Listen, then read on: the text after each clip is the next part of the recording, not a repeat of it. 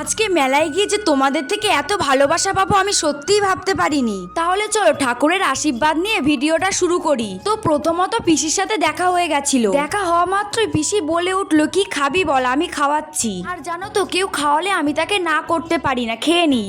তারপরে দেখা হয়ে গেছিল আমার দুটো ফলোয়ার্সের সাথে। আমাকে বলছে যে তোমার ভিডিও দেখতে খুব ভালো লাগে, তো সবাইকে একটু বলো লাইক ফলো করে দিতে। লাইক ফলো করে দেবে।